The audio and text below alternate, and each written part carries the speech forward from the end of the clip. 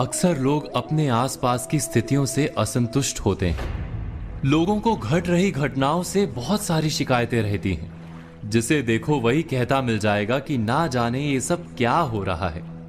किसी का भी इस तरह व्यथित होकर प्रतिक्रिया देना और कुछ नहीं, उसके नजरिए यानी दृष्टि के कारण है। यानी समस्या दृश्य में जितनी नहीं, उससे अधिक दृष्टि की है। वास्तव में ये हम पर निर्भर करता है कि हम अपने समय और समाज की स्थिति को किस तरह से देखते हैं। हमारा नजरिया ही हमारे लिए संसार को देखने और समझने का एकमात्र उपाय होता है। कोई भी घटना हमें उतनी ही प्रिय और अप्रिय लगती है जितनी कि हमारी दृष्टि उसे हमें समझाती है। आपने कभी आकाश में उड़ते बादलों में बनने वाली आकृतियों को देखा है? उनमें जो भी आकृतियां बनती हैं, उसे हम अपने नजरिए से ही परिभाषित कर पाते हैं।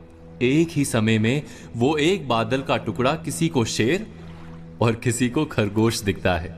कैसे? ये केवल नजरिए के कारण है। दृष्टि के इस मर्म को हम एक कहानी के द्वारा समझने की कोशिश करते हैं। किसी आश्रम में एक गुरुजी अपने दो प्रिय शिष्यों के साथ रहते थे। एक दिन गुरुजी ने अपने दोनों शिष्यों से पूछा कि ये संसार कैसा है, अपने दृष्टिकोण से बताओ। पहला शिष्य बोला, ये दुनिया बहुत बुरी है।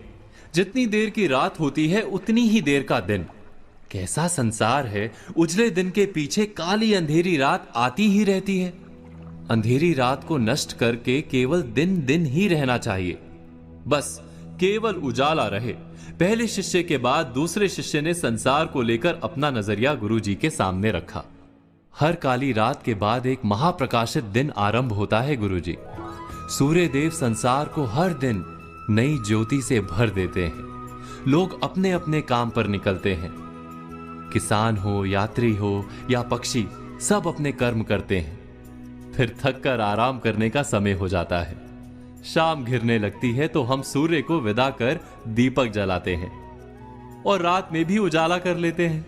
आसमान चमकीले तारों से भर जाता है।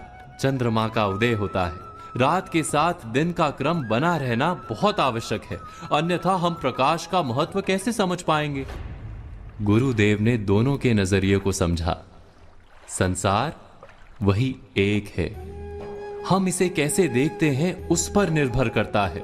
जो अंधकार को अधिक देखेगा उसे अंधकार अधिक दिखेगा।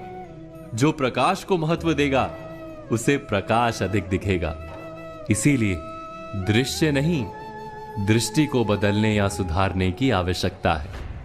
दोस्तों, आज कही बातों पर विचार कीजिए और कल की प्रतीक्षा कीजिए।